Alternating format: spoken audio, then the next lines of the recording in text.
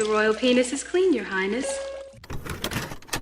So we've talked about the debt, just living within your means. Yeah. And I think the last thing is just, man, just prepping for those rainy days, man. Like, yeah, just a lot of folks don't, like, when it's good, it's good. And Yeah. people definitely don't think about, you know what, things could change. Yeah, when it's Yeah. good, you feel like it's gonna be good forever. Forever. And then Yeah. when it's crap, you're like, when does it end? Yes, yes. It's just crazy. And, you know, the classic example of this is, you know, artists, you know, music artists. Yeah. Folks who are, like, popping. Like, they're hot. Yeah. It's just, oh, man, it's hit after hit after hit after hit. And then, you know, just the music shifts. Another couple artists come out of the mud, and, you know, it's now their turn to eat. And, you know, you're over there, you're we talked about Olivia, for example. Yeah. So, yeah. There was a point she was hot. Yeah. Yeah, she was, like, really, really hot. And then all of a sudden, you don't hear about her anymore. yeah, you don't hear Olivia from G Unit anymore. And so you're just preparing yourself for, like, hey, you know what? These things can happen. Yeah. If I prepare myself and my family for this with, you know, savings, I have my own investments, etc., we can live a decent life. Because at the end of the day, you just need clothes on your back, a roof above your head, and food in your belly. Oh, that's literally it. Oddly enough, for the past couple of weeks, it's the same thing I've been saying. As long as I've got clothes on my back, a roof over my head, and food in my belly, I'm good. Yeah, you literally are. There's nothing else you need. Yeah, you're good. You can live. Yeah. Now, speaking of rainy days, and I'll even take it towards investing, what are your thoughts on couples investing together? Considering the kind of stats on divorces, on breakups that are out there. Because since you are a numbers guy, I actually do have a bunch of numbers with me. Because I know that using US stats, about 40 to 50% of marriages end in divorce. And you find that 50% of the time, 45 to 50% of the time, it is because of money. And 70 to 80% of the time, hell, among college-educated women, it's even 90, is initiated by women. Do you think that investing into one fund, or at least investing in one pool as a couple, is a good idea, or would you much rather they invest individually on their own? Man, that is such a slippery slope. Oh, my God. Oh, it's a tricky one. That's a tricky one. Oh, man. Man, I mean, even just that stat alone is just scary. Like, if you just do the math and you're like, hey, if it's 2 million people getting married, that's 1 million people who eventually get single. Yeah. That's a massive number. But, you know, it's the reality of things. You know, it's the world that we live in. Yeah. So investing together is, for me, I feel like it's always a sign of trust amongst each other as a couple. Okay. People make a decision. They're like, yep, this is where we're going to go. This is the direction we're going to take. We're going to ride with this. And, you know, if we fail, we'll fail together. If we succeed, we succeed together. And there's this dude, I forget his name, but he built like a company. I forget the name of the company, but it's a U.S. company. And they got divorced with his wife, but she still has his cards. Ooh. Do you know that guy? Built a company, no, but I know of the comedian, I think. There's a comedian who's done the same. Yeah, the wife has access to the cards. And he's like, you know, if she wants to withdraw whatever amount of money, it's okay. Because, like, she came with me from the mud. Same thing. Yeah, started from the bottom and Yes. everything. Yeah, like, I've always felt like investing as a couple, while it could be dangerous, it can also really enhance the quality of your really relationship. Can, yeah.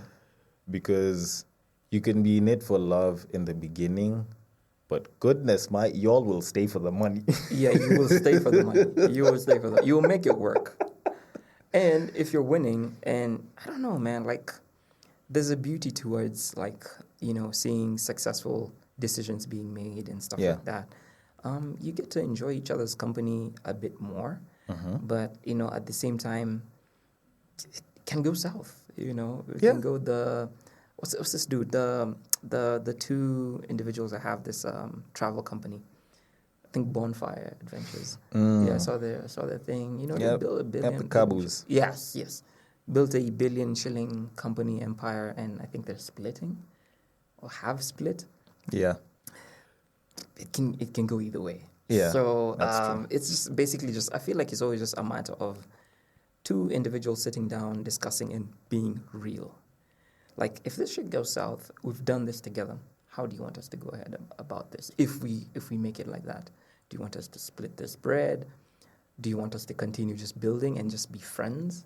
Because, at the end of the day, man, as long as two people have shared the same bed under the same covers, it is difficult to get rid of each other. Exactly. And they're the only ones that can get rid of each other. Yes. Yeah. But now it kind of becomes tricky, not just from the whole, okay, should we invest together, but how does the money split happen in the house? Because that is probably, in my opinion, maybe one of the trickier questions that a lot of, you could say, single people ask now, as opposed to people in relationships. Like, people in relationships can have their own dynamics, but are you in favor of splitting bills in the middle? Or would you much rather one person splits the bills and another one diverts most of the money towards a savings pool, or at least a pool that is to be utilized by the both of you? I think for me it's just a responsibilities kind of approach. This is just for me. I mean, it differs from person to person. How I would do something is not how you would do it. Sure. And I'm curious to also know how you do that. Okay. For me, it's just the responsibilities. What are the responsibilities of a man? Well, feed, make sure there's food in the house, make sure there's a roof, people are clothed and they're decent. Yeah. If you've got kids, I'll take care of the education. What else? What else are men responsible for? Making sure that the family is protected. Yeah. Stuff like that. So making sure that we have all those things kind of like set up. And then, the ladies' income will patch up places where we need, or rather where we're lagging. Could be maybe in savings, maybe in investing, maybe in holiday stuff, all that stuff. It's just a matter of discussion. We just talk and be like, okay, this is the approach that we're going to do as a family. Yeah. And you pull in the same direction. And that could work under ideal circumstances, where ideal is a man earns significantly more, the lady earns less than the man, and you guys can manage to pull that off. But that's usually not the case. I remember 2019 stats from Brighter Monday had actually shown that there were more women getting entry-level positions. In as much as there were more men statistically in senior positions, there were more women in entry-level positions. You look at the increased number of women empowerment sort of projects, sort of collaborations that happen. And I'm not saying that it's a bad thing. I think whenever I bring this up and I'm like, okay, like, you guys are giving women an advantage, and it's like, oh, how comes you're not doing something for the men? I'm not fighting against that. I think it's good to empower women, but at the same time, you realize that now that means that there's more women now that are getting access to even higher income, and that might be messing them up in the dating market, in that if you're earning 300-400K and you are trying to date someone, or at least, and you're trying to find a partner that makes more than that by, call it even 1.5%, so that's around 450, it kind of starts to trim the pool quite a bit, because FKE, which is the Federation of Kenyan Employers, has stats on the employment status of the country, where about 67, actually close to 70% of youth under 35 are unemployed, and less than 3% are doing 100K and above. By the time you're getting to 450, and this, we haven't even started saying, is it gross, is it net? You've already trimmed it down to such a small margin of people. So the provider role now is, well, I'm not going to say that our role as providers are in jeopardy. I feel like we could always just redefine the role if we were given the chance to. But I do feel that it's basically coming under fire. So how would you suggest, like in your opinion, because we're looking at things from the ideal, but we need to try and be a little bit more realistic. Even for me, as an individual, it's not like I will be able to sort out all the bills and be like, okay, you just put your money into investing. I would also come in and be like, okay, I think if you want to get what it is that you'd want to do as far as living conditions, as far as the kind of lifestyle we'd want, then maybe if we combined our incomes and we split things in a particular manner, that would probably be better. And I don't know, do you think that we're getting to a possible future where now women might have to contribute more financially? I think we're probably even already there, as just based on those stats. Yeah. We're definitely there. Yeah, we're definitely there. Cool. So with that being said, honestly, like I said, it's just a matter of communication. Yeah. And ladies love communication. That's kind of like what I always get. They love a communicator and just being able to talk. They love to talk. I feel like they love to talk. Communication is, that's a tricky one, in my opinion. Yeah. That's very tricky. It's tricky, yeah. But just you get what I mean, though. Like, just being able to sit down together and agree. This is the direction that we're gonna take. And if she's earning more and I'm not, it's not set in stone. That's gonna be the way it's gonna be like forever. That's true. Yeah, that's true. Especially as you age, you do tend to make a little bit more money here and there. Yeah, the beauty about it is like what they say. The two clocks of men and women are really different. For men, it's the financials. For women, it's the physical and age.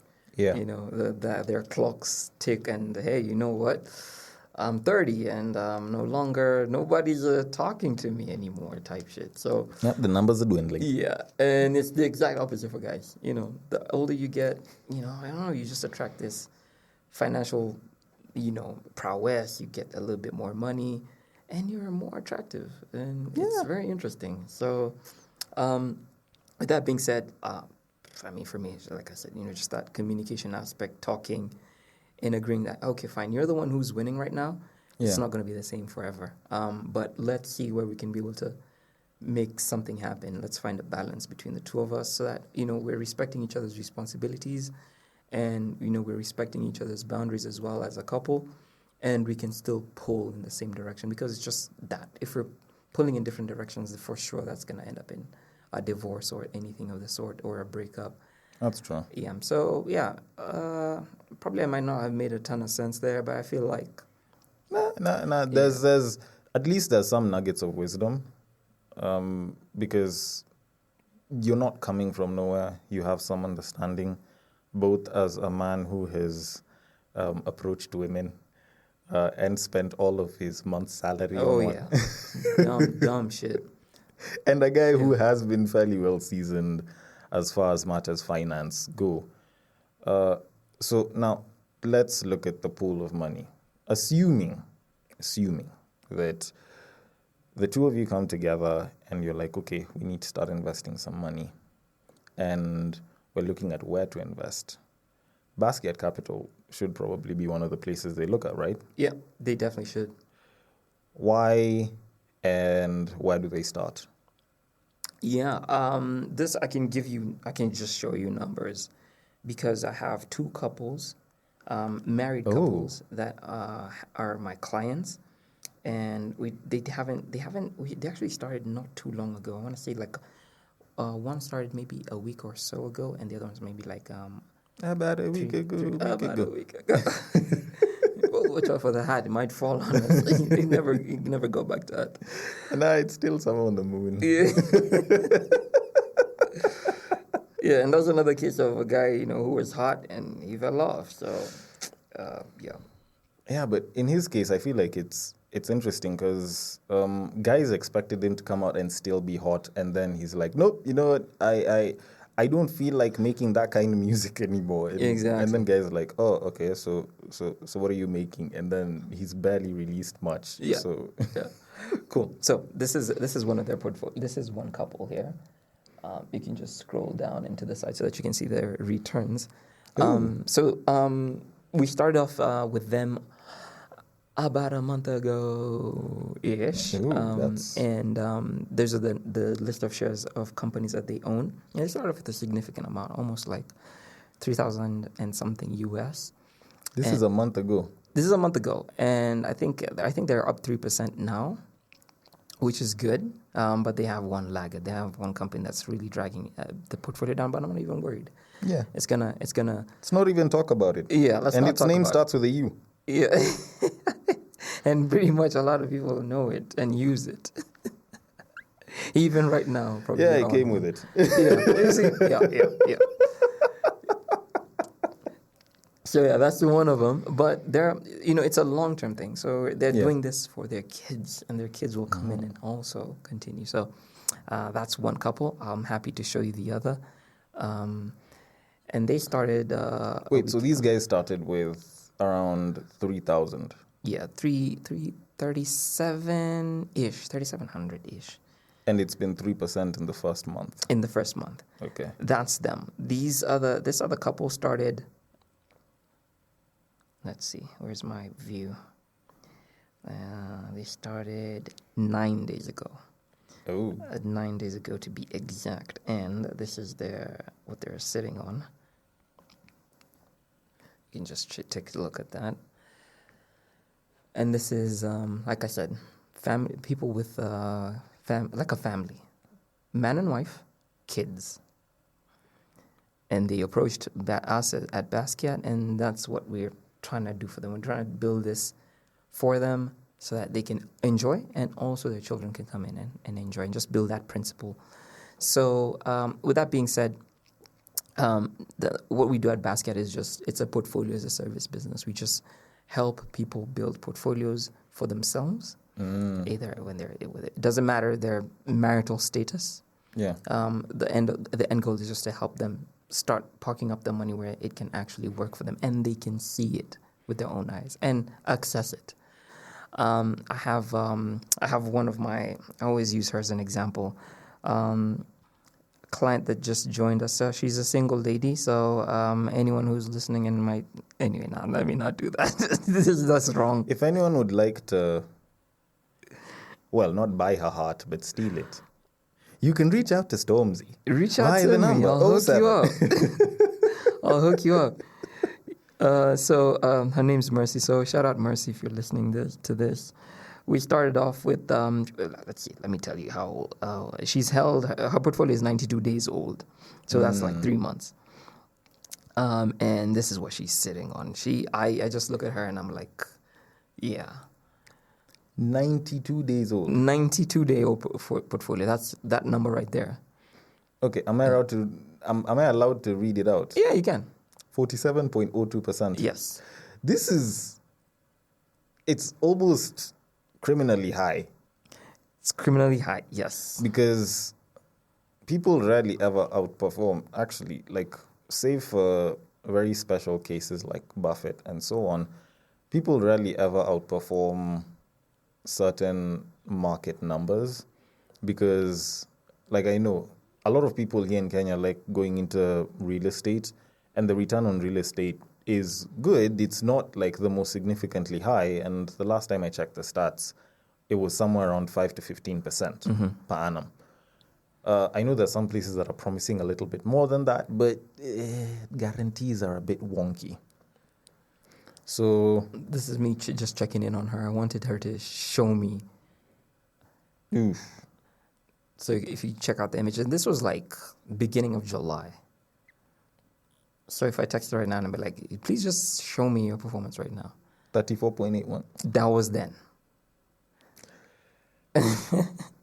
But yeah, so she owns really good companies, high growth companies. So she's a happy camper, and I'm just. So you essentially try to find the high growth companies and try to park with them. Yeah. But doesn't it feel like it's it's okay. I hate to call it a gamble, but it's a bit of trust that. Well, let's be very honest. American companies have been very good at screwing with. For sure. I mean, at the end of the day, it's best case judgment and just making sure you're covering your ass. Because at the end of the day, I don't want to be in a situation where a client is like, oh, man, we bought this company and look at it, it's almost wiping out, my portfolio and stuff like that. So number one, it has to be high quality. It has to be have been in business for a while.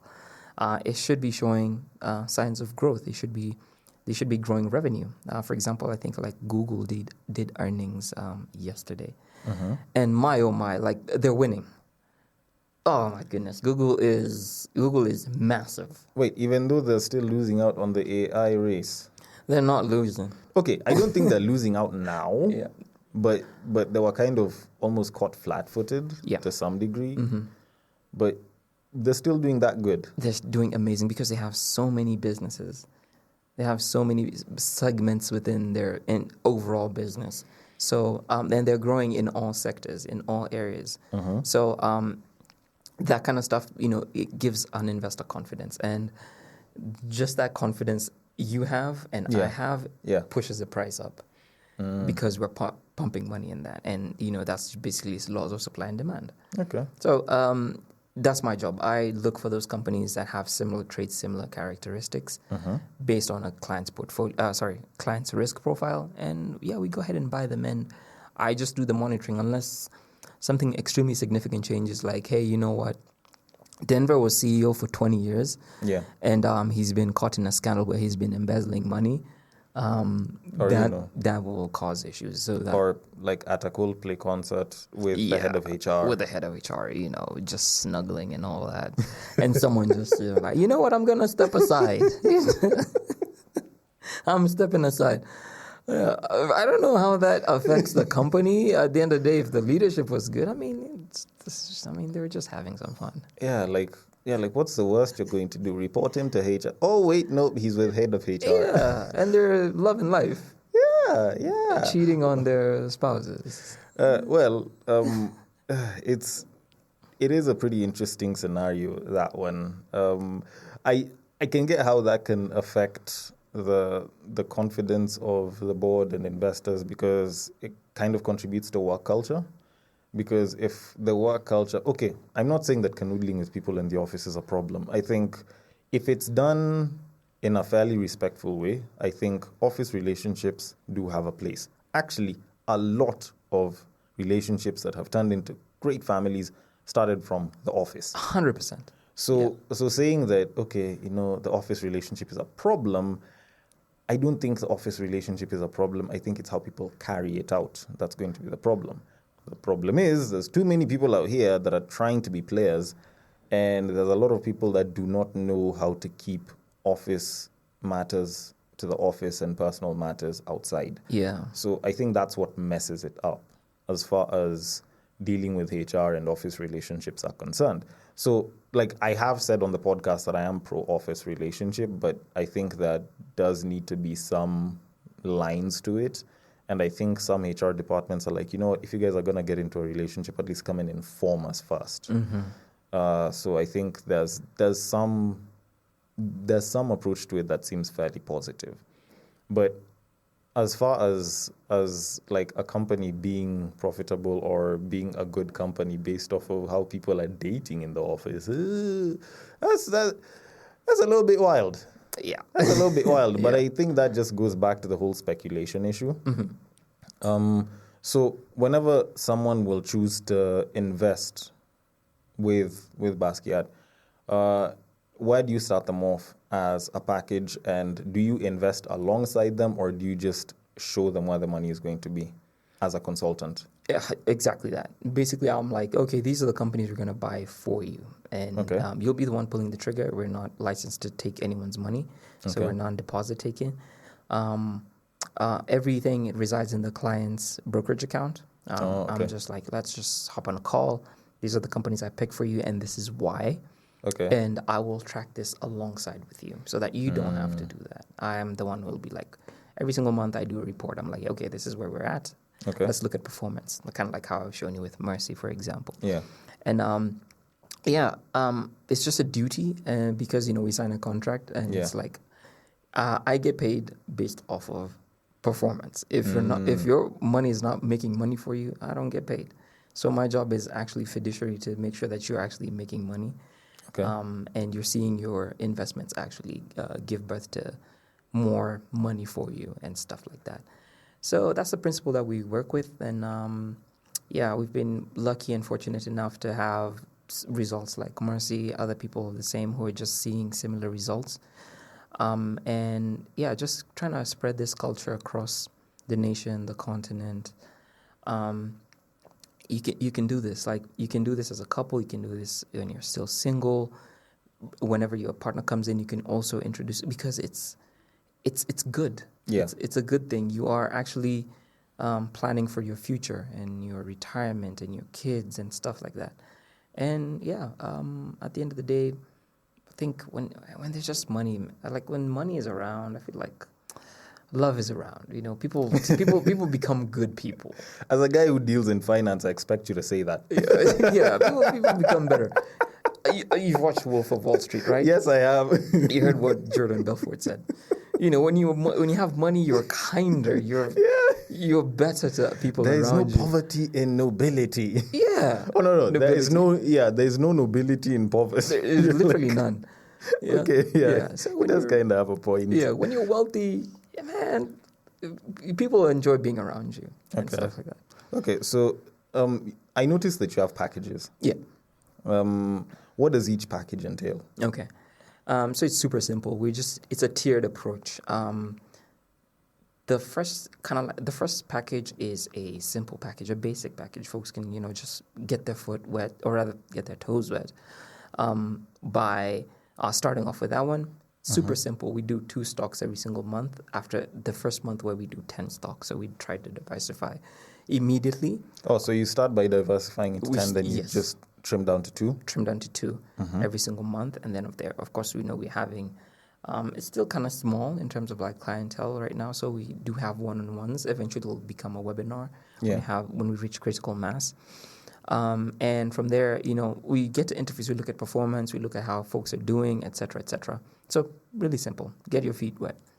Middle tier is now slightly a step higher, because instead of 2 stocks every month, we're doing 6 plus the additional 10. And this is 6 every month.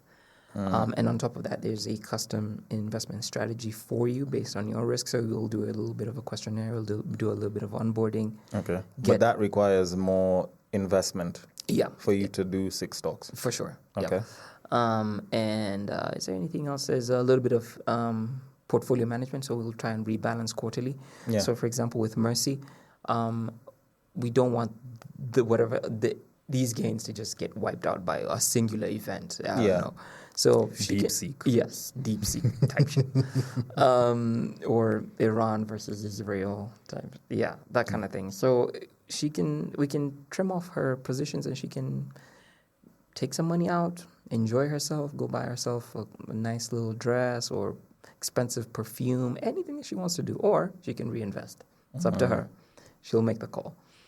So that's portfolio management that comes with that package. And of course, now you have access to me. You can reach out to me via phone calls or text, WhatsApp, anything you like. Yeah. And stuff like that. So the next tier is more or less the higher one, which is now tailored towards like folks with deeper pockets, folks who have like 50, 100, $1 million US dollars to just invest. Wagyu money. Wagyu money, yeah, like on a daily type. Yeah, and they're like, you know what? Oh, Wagyu, and this has to be flown in. Yep, Wagyu beef. Yes. Caviar, that kind of thing. So that's tailored to them. It's very, very bespoke, and they don't have to do anything. I do everything. But on their accounts. Oh, okay. So it's a monthly. It's a monthly package with a limited number or an unlimited number of consultations. Yeah, or it's dependent on the package that you choose. Yes, depending on the package, but we try to do monthly. Yeah. And it's an annual contract, so folks can actually we walk with this. We do this thing as like a long-term relationship. It's 12 months. Okay. So you kind of set the floor a little bit high. Yes. But the promise is that the returns are also going to be high. Yeah, because we're doing it long term. Okay. Yeah. Okay. Yeah. Okay. I really can't promise we'll consistently do it, but it's possible. Yeah, you'll do your best to try. I'll do my best. Yeah. The rest is now within the hands of the stock market gods. Okay. Yeah. Yeah. I will take your word for it. Yeah. And my audience will too. So, final takeaways. What would you say is probably the best way to look at investing from a simple individual's level? Doesn't make that much. Call it 2-digit thousands, barely on the hundreds, just a smidge above living paycheck to paycheck. How would you say you would want people to invest? Yeah, I mean, for that one, I'll just use, and I really encourage folks to actually get the audiobook. I like the audiobook of The Richest Man in Babylon. Clay, what's his name? Clayton, I forget his name. Yeah. But really an amazing book. It's Victorian English. Thou shalt not. Thy brow is wet with sweat, whatever. That kind of stuff. But it's so really nice to listen to. And it has those lessons of people who are not earning a lot. Yeah. And what that says is, simple principle, 1/10 of what you earn is yours to keep. 1/10, so 10% is yours to keep. What that means is, regardless of amount, you keep 10% and you just save it. Okay.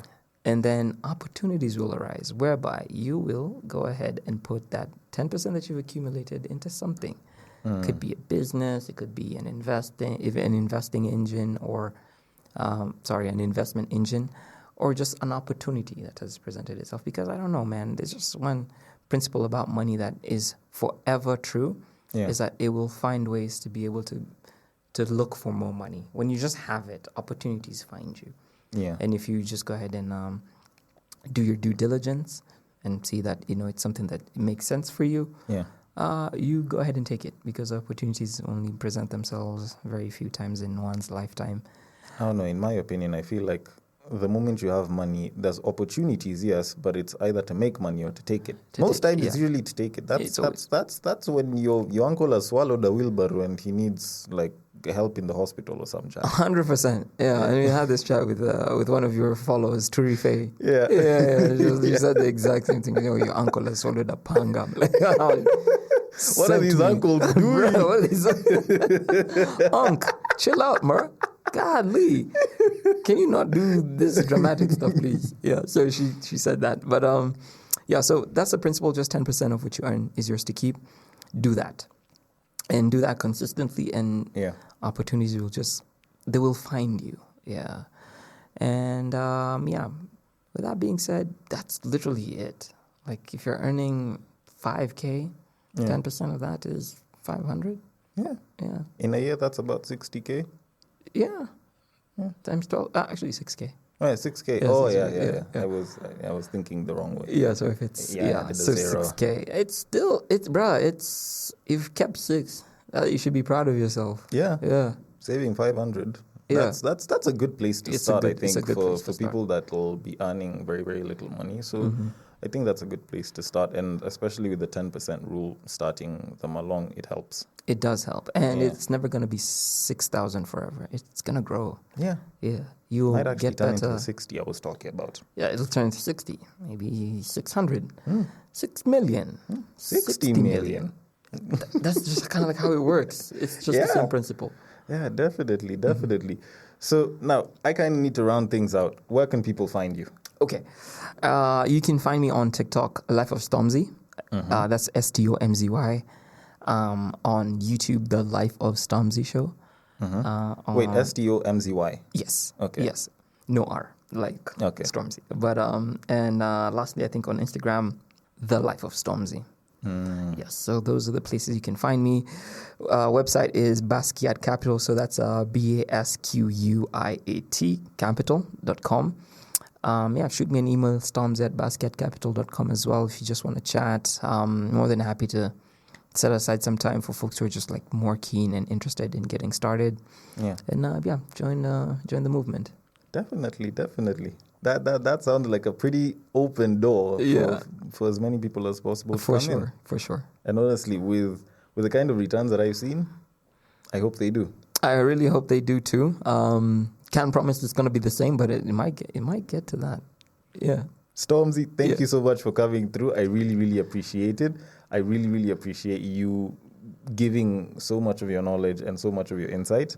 And to you, the listener, thank you so much for listening all the way till the end. I hope you found some value. If there's anything that you like, dislike, or would like to give a different form of feedback, or if there's a topic that you would like me to discuss, you can also hit me up on my IG. It is at the Breaktime _podcast. On Facebook, it is at the Breaktime Podcast. On X, it is at Bagaka the D. And on Bluesky, it is at the breaktimepod.bsky.social. Thank you so much for listening all the way till the end, and I will catch you guys on the next break. Oh, yeah. But what I believe is that if you put a pastor and a prostitute in one room, one is likely to convert the other.